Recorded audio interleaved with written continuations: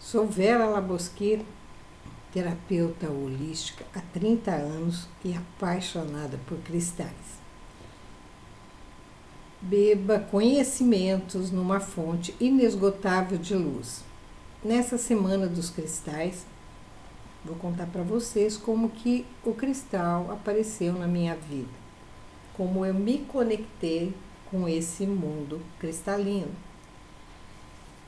Para todos nós é um chamado, é uma força quântica que reverbera no nosso ser crístico, na nossa centelha, e que nos faz nos conectarmos com essa energia, essa energia viva que é o cristal. Em 1986, eu não conhecia nada de cristais, não sabia nada a respeito desse tema, nem que era um agente da nossa transformação, que estaríamos sendo chamados a despertar para uma consciência viva, para uma consciência dos nossos momentos dourados no planeta. Não sabia nada a respeito disso. Tinha um leve conhecimento das energias das pirâmides, trabalhei com alguns grupos com essa finalidade, com as curas dentro das pirâmides, mas não conhecia o poder dos cristais e nem tinha noção desse chamado que cada um de nós teria para entrar em conexão com a nossa luz. Então, em 1986, passeando por um shopping, eu acho que era o Shopping Iguatemi, em São Paulo, nessas lojas de presentes, que antigamente tinha bastante lojas, né, chinesas, e a minha filha viu um geodo e ficou encantada. Mãe, eu quero aquela pedra, que é esse geodo, de ametista muito clarinha. Até nem é uma pedra muito bonita, mas ela é muito interessante e ela está comigo, né? Eu sempre a trago de volta de algum lugar onde ela esteja em abandono, eu vou buscar. E eu comprei essa pedra e levei para casa. Mas para que serve um negócio desse? É uma ametista muito clarinha, já está mais desbotada, porque ela estava no jardim onde a gente morou. Minha filha morou, tinha um monte de cristais no jardim e esse também. Parece que ela desbotou. A partir desse momento, a minha vida começou a se transformar totalmente, total e absurdamente.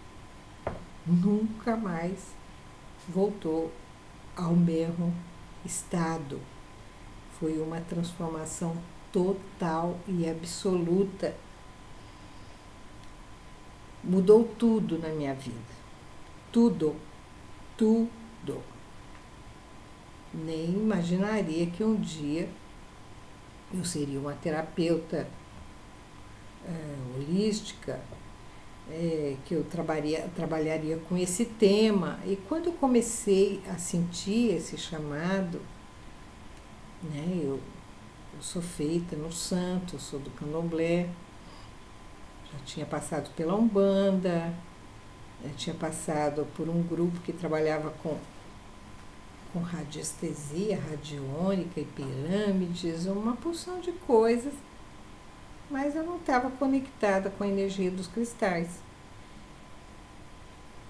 E achei que para ter esse conhecimento eu teria que fazer curso de geologia. E arrumei um livro de geologia, chama Gemas do Brasil, e comecei a estudar a parte físico-química das pedras. Aí, sabe, a informação que vinha na minha cabeça, não é nada disso, não é isso, não vai ser uma geóloga. Bom, no começo dos anos 90, já trabalhando como terapeuta, eu fui convidada para trabalhar numa loja onde era uma loja linda, maravilhosa, que tinha geodos enormes do Brasil inteiro, que era um amigo indiano meu que caçava pedras pelo Brasil inteiro e vendia nessa loja. Coisas drusas, maravilhosas, aquela bateria de energia, aquele lugar era pulsava. E eu fui para lá. A princípio seria só para trabalhar com os cristais, mas já tinha acontecido muita coisa comigo, com os cristais.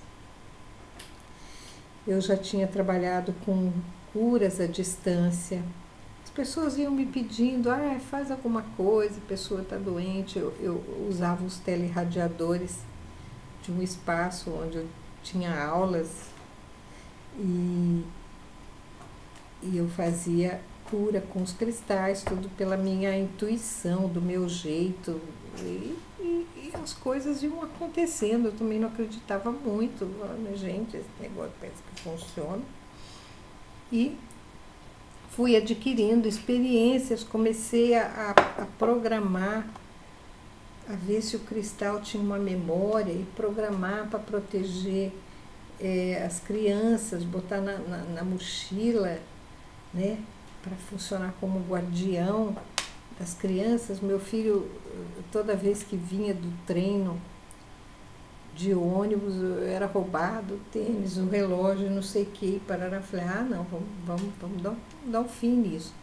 E aí comecei a programar os cristalzinhos e o negócio funcionava muito, muito legal, muito bem.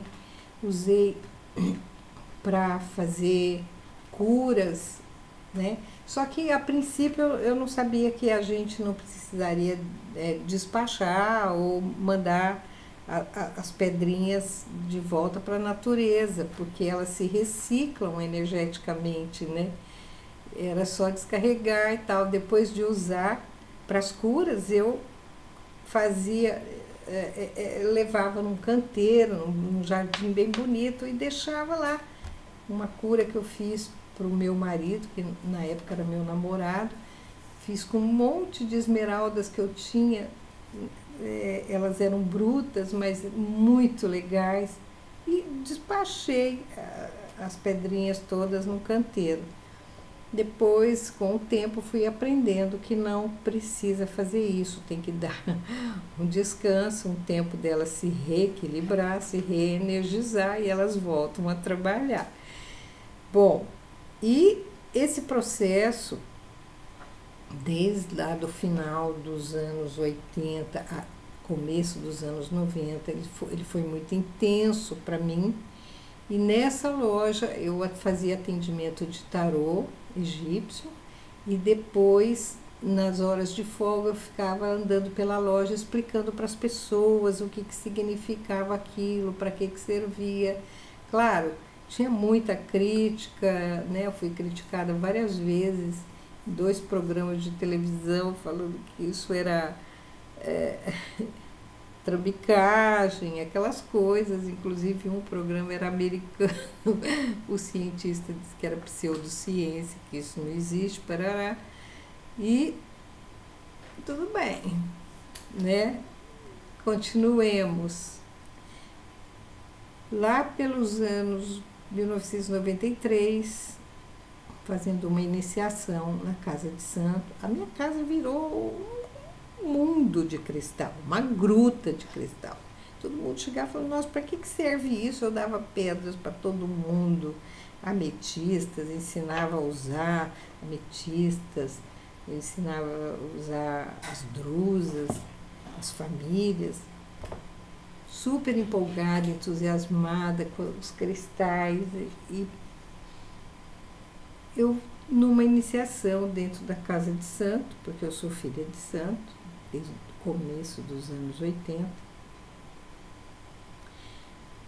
eu comecei a receber na minha cabeça um livrinho que eu fiz todinho dentro da Casa de Santo, que é o livrinho. Esse livro, esse desenho é de um amigo querido, um geodo, mas é uma máscara, né? Muito bacana. Eu recebi esse livro todinho na Casa de Santo, falando de como a fraternidade chegou aqui, para que servia, como se programar, quem são os mestres. Eu não sabia quase nada disso e foi muito, muito lindo. E um amigo, não nada a ver, publicava livros de economia, publicou na sua editora o meu livrinho dos cristais, que hoje está no curso como um e-book para todo mundo. Tem as poesias do meu amigo e Tomislav Deu e os cristais entraram na minha vida como um ser permanente, num estado permanente. Onde eu vou, eu levo a minha pedra, eu conto como ela apareceu na minha vida e num dos vídeos, e vou falando a respeito da história das pedras, qual a importância delas. E até hoje eu faço trabalhos à distância quando as pessoas me pedem um reequilíbrio,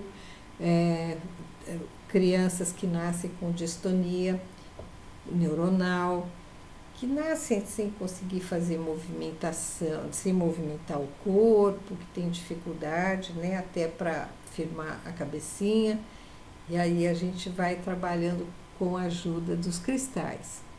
E com o tempo as coisas foram se clareando muito mais na minha cabeça, e eu fui entendendo que todos nós somos chamados a despertar para essa consciência, e que como os cristais são seres que vêm de uma dimensão muito elevada, da 12ª dimensão, do reino de Metatron, e aqui no planeta Serafis Bey é o patrono do cristal, na Irmandade do Lírio, né?